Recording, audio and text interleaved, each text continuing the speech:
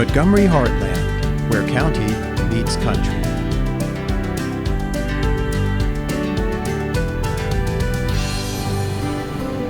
Would you like to spend a day in the country? No worries. Montgomery County's agricultural community welcomes you with open arms.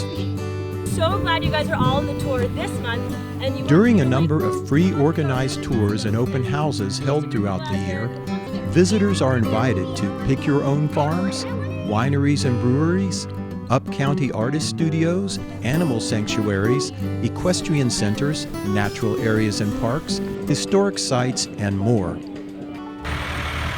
The Montgomery County Office of Agriculture presents a 2-day farm tour and harvest sale each year during the last weekend of July. 2019 celebrated the 30th anniversary of the tour. The Countryside Artisans of Maryland represents a group of artists from Montgomery, Howard, and Frederick counties. It holds open houses in April and December. If you're looking for heritage sites and cultural resources, check out the Heritage Tourism Alliance of Montgomery County, also known as Heritage Montgomery. It offers tours twice a year, Heritage Days in June and Heritage Harvest in October. For this episode of Montgomery Heartland, we stopped by 3 locations during Heritage Days: the MOOseum in Boyds, Rocklands Farm Winery in Poolesville, and the Sculpture Garden at Alden Farms in Beallsville. Enjoy! The MOOseum is a unique museum located within the South Germantown Recreational Park. It was part of the James and Macy King Dairy Farm, which began in 1913.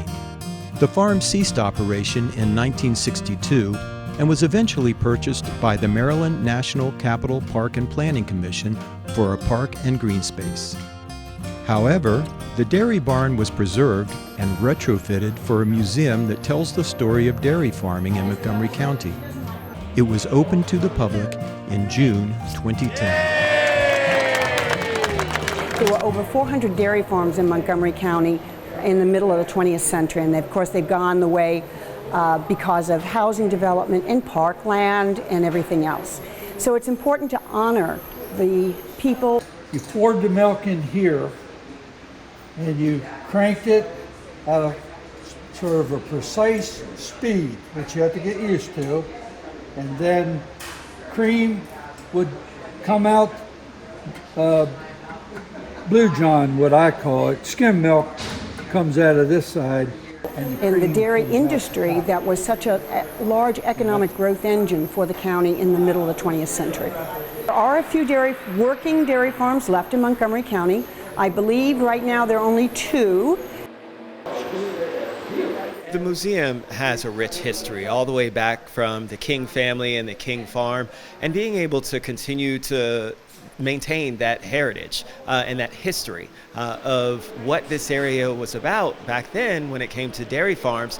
This really does make that a unique place. You don't find this anywhere else throughout the county. When you come to the MOOseum, you'll see a restored somewhat 1930 long barn where 72 cows had been milked here for about 50 years more. Now we have exhibits of the different breeds of cows that were milked in Montgomery County. Kids can learn that before they go to the grocery store to buy their milk, it had to come from a cow. We have artifacts from the different ways that cows were milked. It's what I was interested in. I dig bottles. I'm in Rockville, and that's a Rockville bottle. That's Sycamore Farms, but they have bottles from all over Montgomery County. We also have a lovely map that illustrates the original research that our members have done finding where these dairy farms were. We have a display of the train. It used to carry all the milk down to Washington to get the milk pasteurized. And that's why there she is. There's the train. And then we have vehicles. Right behind me is a 1919 Model T Ford. It was essentially the first car used for transporting milk. And another cool thing about this was it wasn't just crank. There wasn't just a crank on this. This was also the first time you could use a spark and not have to worry about dislocating your shoulder on that crank. I enjoyed seeing the cows, and I was interested in how they, through breeding, they've changed in sizes. So that was pretty interesting. It's a cool cow.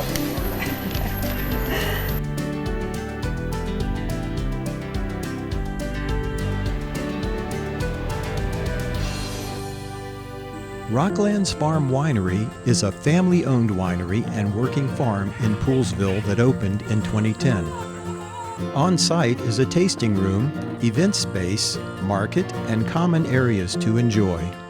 During the summer, educational camps for kids are offered. Friday nights, the adults love the live music.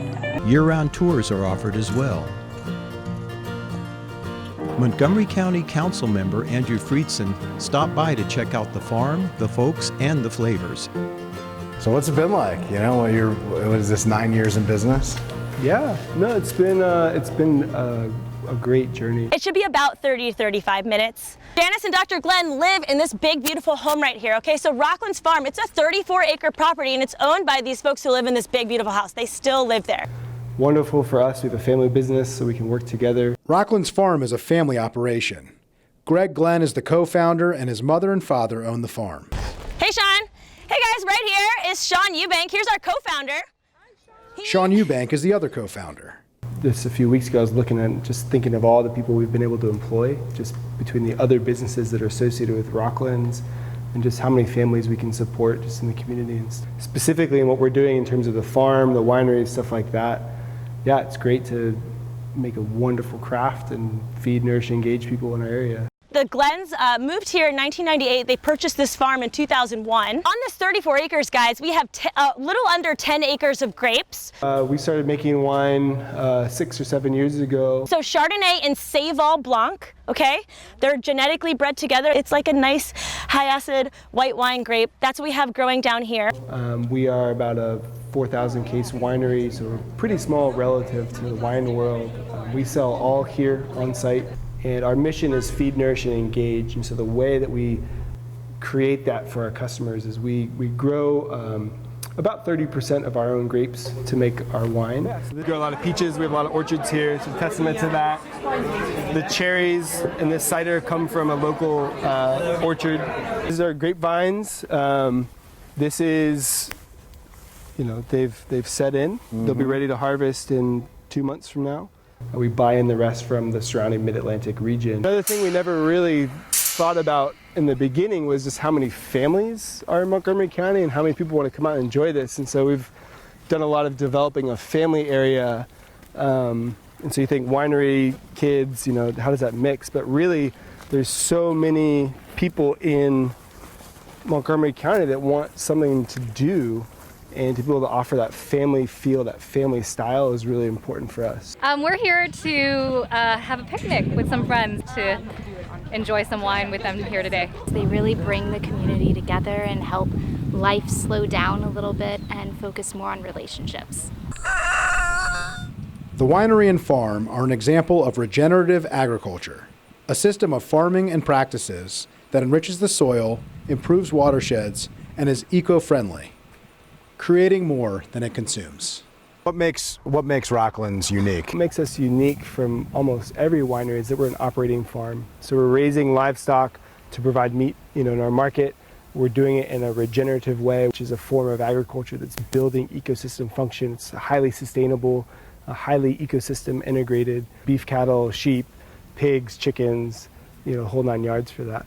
I always talk about how the ag reserve, in order to be environmentally sustainable, it's got to be economically sustainable. You have farming here. You're making food. You're making wine. Yeah, weddings, flowers. There's a lot of people in the area that love coming out in the ag reserve, and you know, what we tell the executive part of the county is people want something to do, they want something to eat and drink, and they need to go to the bathroom. I love that. If we can provide that, they'll be here. Thanks for having us. So, Alden Farms. Yes. I'm excited. We're going to do a whole tasting. This is actually one of my favorites. This is Monocacy. This is a really light, bright, very refreshing. Good for a day like today. Absolutely good for a day like today. Cheers. Not too sweet and refreshing. Good.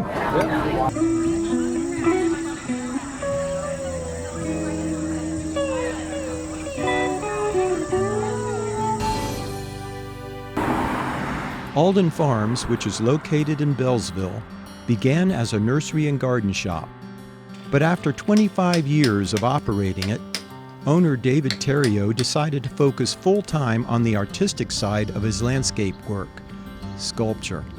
His love of raw material, shape, texture, and design has resulted in the 3-acre sculpture garden at Alden Farms and a well-respected art business.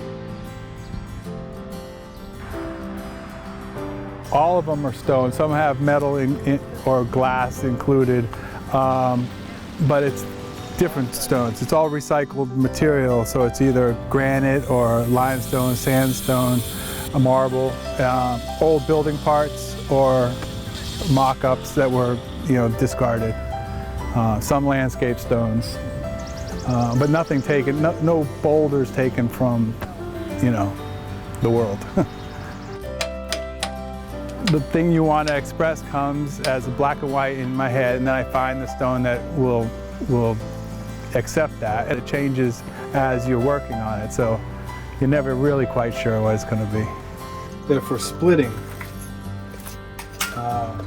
rock.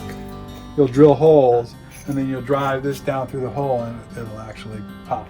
It's all hand tools, but some of them are electric, some are pneumatic. It's all self-taught for me. And I don't call myself a stone carver, because those guys are very precise and they are taught. I'm a sculptor.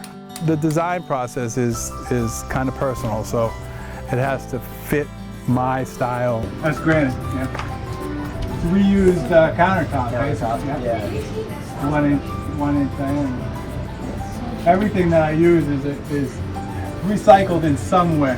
We've driven by here a million times on our way in and out of Poolesville, and I've always appreciated the sculptures. I've seen pictures of his work, and I knew he changed from just selling plants to now he's mostly doing sculpture.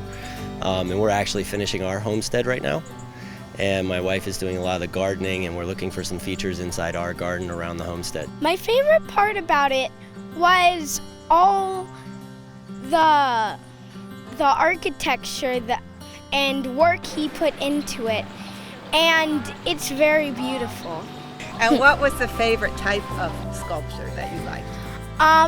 The ones that kind of looked like ruins from buildings and temples.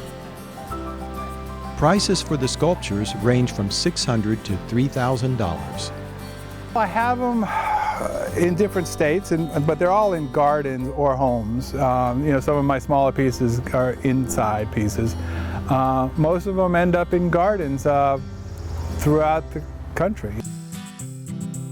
This is the dairy barn, the old dairy barn that was here when the house was a farm, and we converted it. I built the walls and stuff, but it's where I house my smaller pieces, indoor pieces, but they can go outdoors also, but they're just in smaller size. These are great, but when they sell, I gotta work. I gotta go pick, move them. We also have some of the other artists from the studio tour.